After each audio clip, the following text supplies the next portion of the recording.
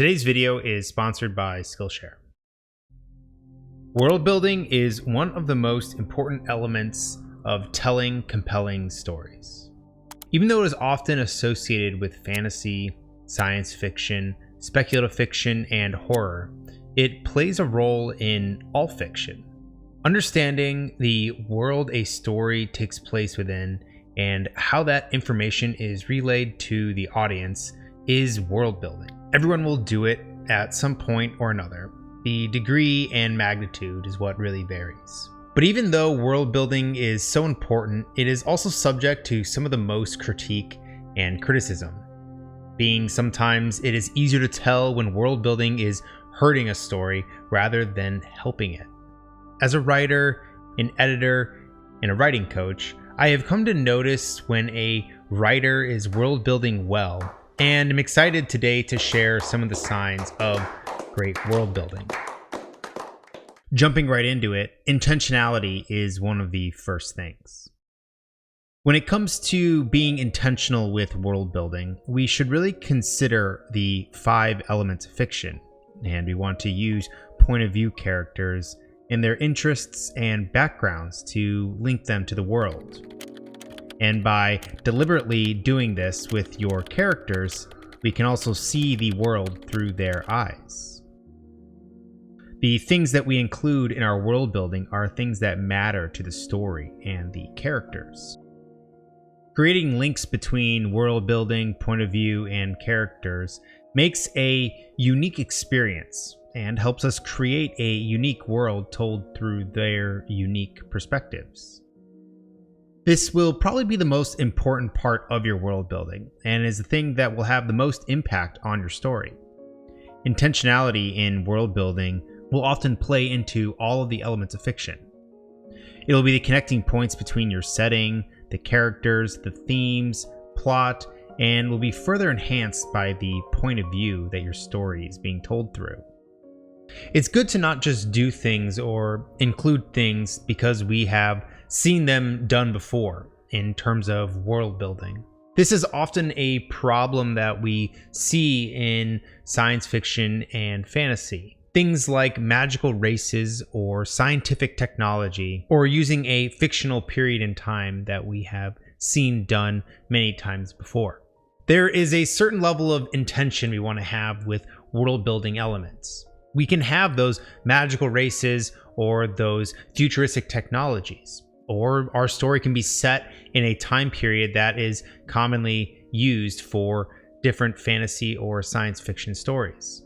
But we need to have some intention behind it. Just doing them because it's the norm or maybe a default isn't necessarily what we want to be doing. And if you find yourself being intentional with all of these things, that is usually a sign of good world building. An example of being intentional with your setting and plot, specifically the time and place and the progression of a story, can be seen in the Broken Earth trilogy.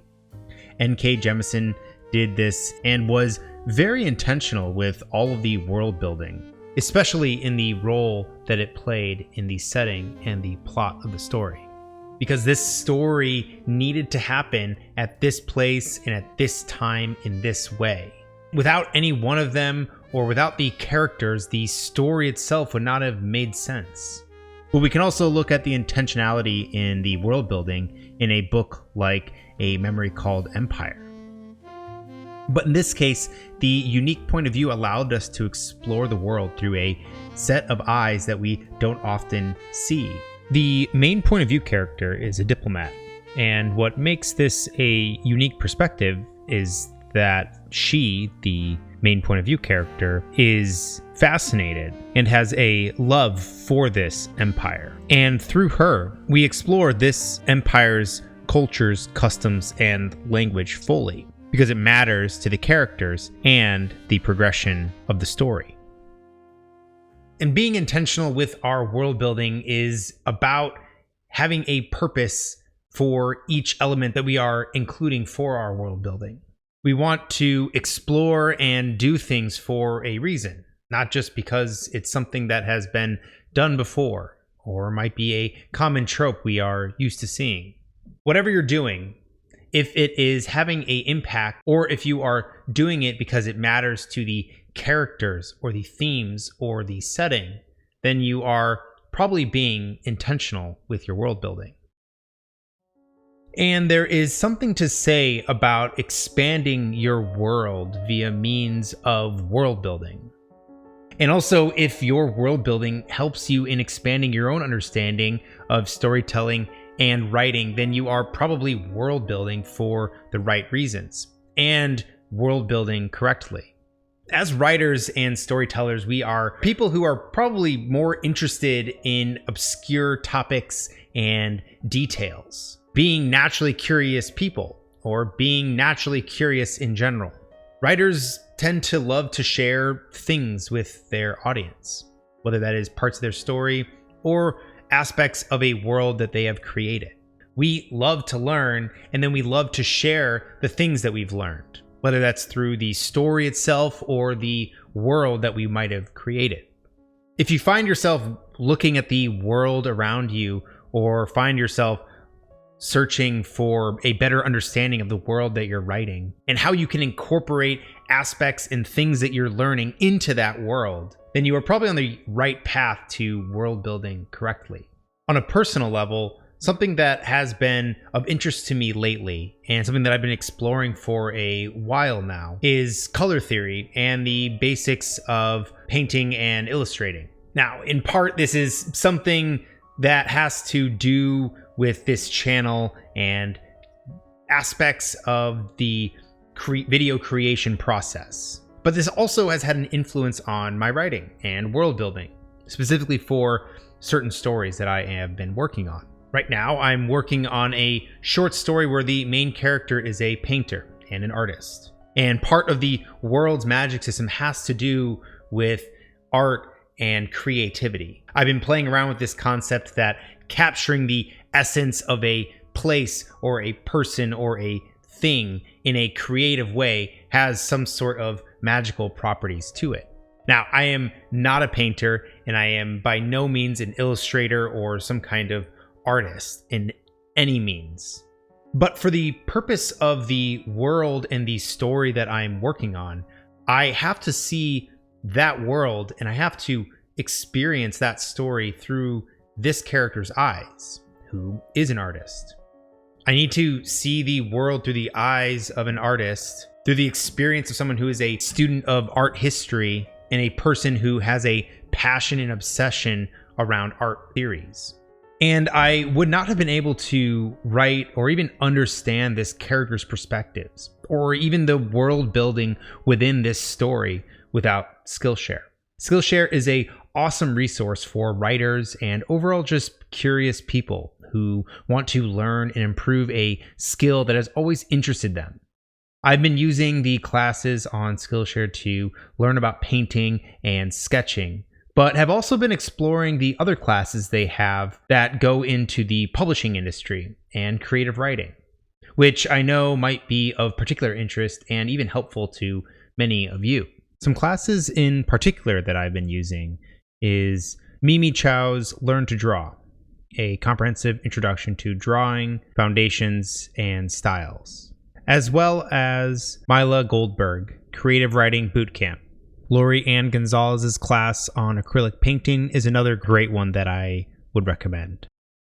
The awesome part about Skillshare is that it's a platform designed by creatives for creatives. If you want to explore a new skill or further develop something you've already been working on, Skillshare has a massive library of industry experts who love to share what they know. I'm excited to share that the first 500 people to sign up using my personal link will get 1 month free to their Skillshare membership. Thank you again to Skillshare for sponsoring today's video. But going back to the first point, being intentional. This is something that is a bit of a deliberate effort, a deliberate action that we take and consider while we are sort of writing or drafting our story. This is especially the case when we are world building and thinking about how we want to approach world building. But this next concept or trio of concepts is something that is a bit more abstract. the core, peripheral, and indulgent aspects of world building. It's something that you might consider to use from time to time, but by no means have to live and die by these principles. For me, it's really a useful framework to sort of bucket different things that I might want to explore or include, or might have a hard time of categorizing how in depth or how much of a role I want something to play in the story. This also is a really helpful concept to use when I'm thinking of what is important and what I want to explore with different point of view characters, if we have a cast that has multiple point of view characters. Take this section with just a little bit of salt. Down here, salt is a way of life. But core, peripheral, and indulgent is sort of like a hierarchy of world building. The most important things in your world or in the world building will be the core elements. And we might think of some of the things that might not be core or super important to the story and the characters, but will help add depth and is not necessarily key to understanding the story, but this becomes then the peripheral elements. And then there are the things that do not help the story at all, but largely will build immersion and possibly depth. And this stuff might not even appear on the page. These are the indulgent aspects of our world building. A really good example to sort of look at all of these concepts, the core, the peripheral, and the indulgent aspects, is looking at a book like The Mountain in the Sea. This book, if you haven't read it, has to do with a somewhat distant future where most of the marine life in the world has gone extinct or is nearly to the point of extinction. But a group of scientists find a specific species of octopus that they can potentially communicate with.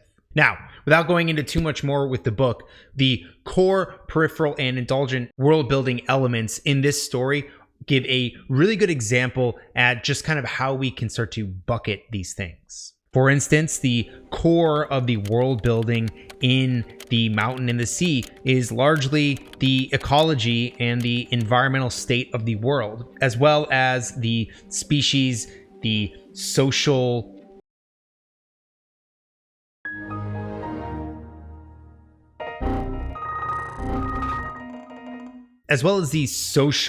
makeup of this species of octopus. Nice. But the peripheral aspects of The Mountain in the Sea will largely have to do with the exploration and the usage of AI in this world. There's also the current governmental and the global political state of the world and the region in which the story takes place within. These are all explored and play a role in the story and the plot, but we aren't given as much detail in those aspects of the world as opposed to the ecology and the octopus in general. And then there are the indulgent aspects of this story's world building, most being the role of warfare and the way in which battles are fought. There are some aspects of global politics that are mostly just alluded to and are there more for immersion, but are not necessarily the key point, or we are given long tangents of what is the current political affairs of, let's say, the United States in this far future. Largely, the story only focuses on those sorts of political aspects within the context and the location that the story is taking place. We aren't given a global overarching view of the entire world. And remember too that these will change, or should change to some degree, between different viewpoint characters. That is most definitely the case in The Mountain in the Sea. We are given a better look at certain aspects of the world. We are given more detailed look at other world building things that other characters might not care about or even be interested in. For instance, if we have a dual point of view fantasy story where one character is the queen of a declining kingdom and the other is a monk living in a secluded monastery, these two characters will probably have very different world building elements that they can act as a vehicle to explore. In this case, there might be a different core, peripheral, and indulgent world building things explored through their different points of view. And when we are thinking about the core elements of your world and your world building, it is often advised, and this also can be the case for themes and other storytelling features. It is often advised that only 3 things are really focused on, or at least 3 things are given the majority amount of screen time. This will give you the most room to explore these 3 concepts or these 3 things, these 3 pillars with a great deal of depth. 3 isn't really just an arbitrary number either. It's kind of a good way to establish and to choose the things that are most important to focus on. If we focus on multiple things, it ends up feeling like we are reading a textbook, especially if we are going into great detail and depth and want to explore all of these concepts and these ideas and aspects of your world with a great level of detail. We have to show a little bit of restraint, or at least break up this information between point of view characters. Now, in the opposite direction, if we've also explored, or if we include multiple and many different aspects of the world and the culture and the political dynamic of this world you've created, but we only scratch the surface, or we only just mention it and we don't actually give it any depth or detail, it'll feel as if we have created something that is as wide as the ocean, but as deep as a puddle, feeling shallow and underdeveloped, which is not the case with your world. Nobody goes into writing a story thinking, I want to write the most shallow, underdeveloped, and unexplored world ever. But if we have too many competing ideas, that is exactly what happens. There's only so much screen time. There's only so many words we can fit on a page. But that's a really good kind of segue into this next point, and that is depth. So if you are writing a story and are really considering all of the different angles of that one thing, and you're really considering how this impacts your world, either socially, physically, culturally, or all 3,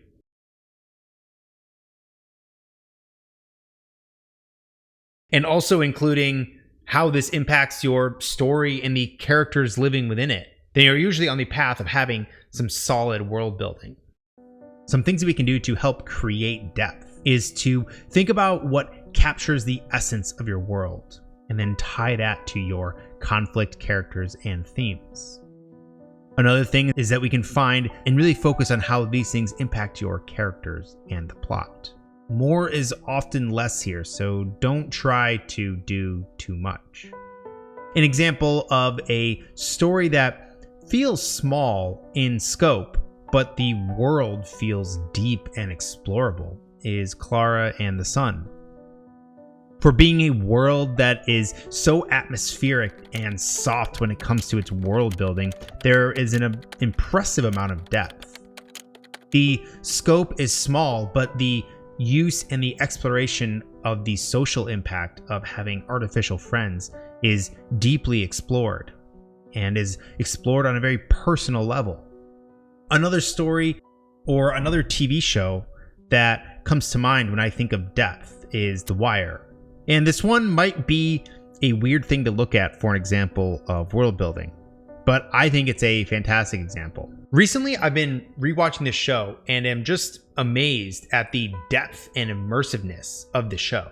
It really pulls no punches and expects you to pick up from the very start on the language, office dynamics, hierarchy, and culture around the Baltimore police, educational system, gangs, and the local political structure. Although this isn't in the realm of science fiction or fantasy, world building, again, is important to all kinds of storytelling. But something on the speculative fiction front, you have Severance. And in terms of scope, again, this is a very tight world and revolves just around a few concepts and world building elements. And even though we only get to see a small portion of the world, this small corner that is dealing with this new and emerging technology, it feels so incredibly deep and immersive, like this world and the fictional technology could actually exist. Depth is really about making your story more immersive. But there is a subtle thing here that makes your world building stand out. If your goal is to only create an immersive world, then you're only letting your world building do half the job it should be doing. Depth in your world can also build into your actual narrative. You can use your characters and your themes to tie into the world, to enhance the setting and the plot of your story. World building that has depth is world building that is irreplaceable in any other story. It makes it so that your story cannot happen without being set and built around this world that you have created. This is a very common tip or even criticism that gets thrown around a lot, but I think it is sometimes thrown around without a lot of understanding or nuance added to it. Broadly speaking, though, knowing when to show and when to tell is a sign of good world building. And broadly speaking, recaps and overviews versus personal experience can almost exactly mean showing and telling in terms of world building. So when should we tell? Usually telling is all about the logical and detailed side. You can think of this as what does a character see or know to be true about their world. Dialogue can often be used to hide telling or make more quote-unquote interesting telling. Creating conflict with exposition and dialogue is a good way to sort of make your telling feel dynamic. We can also consider the point of view of the character or the position that they are coming from. If a character has a connection to a specific memory of an event or a place or a thing, this can be a good time to tell. But if they are telling from their experience, there should also be some sort of emotion or internal interpretation attached to it. If a character is learning about something with the audience, what exactly makes this interesting to the character, or how can they interpret it for the audience? Let's think back to the example of using two point of view characters, one being a queen from a declining kingdom and the other being some monastic monk. We want to also think about a time when telling can be really useful, and one of those can be telling is useful if there is a lot of interesting information that will be revisited. Or we can use this telling moment as a tease and an incentive to keep reading. It can also be useful when we need to convey a lot of information quickly to then just get back to that interesting stuff. The journey east continued. We broke camp, we walked, we found water, we ate lunch, we walked some more, and then we made camp. Oh, and we hide. We are always hiding. Patrols get more frequent the deeper we get into Seraphi-owned territory. Already the roads are dangerous for refugees, but even the thickets seem to run wild with soldiers. Gilbert accidentally ran into one while he was fetching some firewood. We had to leave him and move camp. I hate marching at night. We should go back. We shouldn't have left him. Stick to your prayers, monk, Alexis whispered. It is the only thing that will help him now. Now, in this case, we can get back and revisit some of the important and interesting parts of this. The talk of soldiers and camps and refugees and the general topography would have bogged down this scene. Now, instead, there can be a conversation where the important parts of those things can be brought out and discussed, as opposed to described in a large summary of detail. Pacing is sometimes an unintentional outcome of showing or telling. Sometimes it can either speed up the pace or just bog it down. And sometimes those are intended outcomes. But what is important is that you understand when you are telling and that you are telling with intention. And especially when this is relating to your world building, you make it so that it is helping your story as opposed to hurting it. But when should we show? Usually showing is more of the emotional interpretation of an event or a thing. How does a character feel or interpret the world around them? When you want a reader to feel or experience the world, we usually want to show it. This can be done through a point of view character or just general narration. We can also use showing when you want to leave room for interpretation and ambiguity. This is especially the case when it comes to world building. And if there's some sort of emotional attachment to a world building element, or you want to convey an emotion, showing is typically the thing that we want to do for a scene. I've never left someone behind. Gilbert and I weren't close. We rarely spoke to one another. Interesting enough, we were from the same city, Undale, though he grew up in the nice part of town. I don't think he'd ever stepped a foot in Soom. Not even sure if his servants would have come to our side of the free city. No, he was posh and proper and wore real furs and open-toed shoes, but he didn't deserve to be left. He didn't deserve to be abandoned. Rich or poor, Amalia loves her children. At least that's what her texts say. But the next morning, Alexis said that it was one less mouth to feed. She said that it is better this way. That the farther east we go, the less game and water there will be. I don't fear hunger or thirst. I have fasted before, but never on a journey as long or as dangerous as this. The Drylands, Deer Ix, is where we are headed. Alexis is our leader. She is from Deer Ix, and says that they will take us despite the historic feud between the free cities and their tribes. She says they respect soldiers. I have never thought of myself as a soldier, but if it means finding a new home, I guess I can pretend. And again, when it comes to showing and telling, it isn't about doing one and not doing the other, or only fixing one while never touching the other. It's about the combination of these two things. It's about knowing when to use them and when not to use them, and knowing how to use them to help enhance your world building and your story. It takes practice too, and usually it is something that we find a rhythm when we are also finding our own voice and specific prose. And this is probably an obvious point to most of you. Consistency in world building is almost like the backbone of world building. Inconsistent world building is going to be bad world building. So if you are being consistent with that world building, you're probably helping your story and not hurting it. In part, this will help to fall back on your intentionality and being intentional with linking your world building to other parts of your story, as well as considering the core, peripheral, and indulgent elements. This does have to do with continuity and filling plot holes, but it also has to do with your world's tone and atmosphere. By and large, consistency is all about keeping those world-building balls in the air. If you're going to add something, make sure you're consistent with its usage. Don't break your world by introducing new world-building elements, and we want to sort of minimize hand-waving.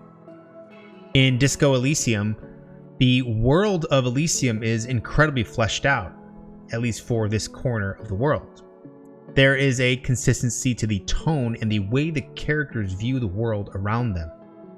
Taking a bird's eye view of all of the Isola, there is a synchronization of the history of the Isola of Insulindia, to the political dynamics in Revachol, down to the individual perspectives impacted by the varying revolutions, civil wars, golden ages, and declines, remains consistent throughout the game's narrative. And these consistencies directly have an impact on the plot, the characters, and the player's experience. This place feels real, from the different political systems to the histories and the lives of the characters. This place feels like it could exist. And this is another way we can look at consistency. We can try and think of, especially if we have some kind of magic system or maybe a invasive technology, we want to think about how it interacts with the world to help build cohesion for the setting and for the story to take root within. There is something that is often attributed to depth, which is a bit of a Bloom effect.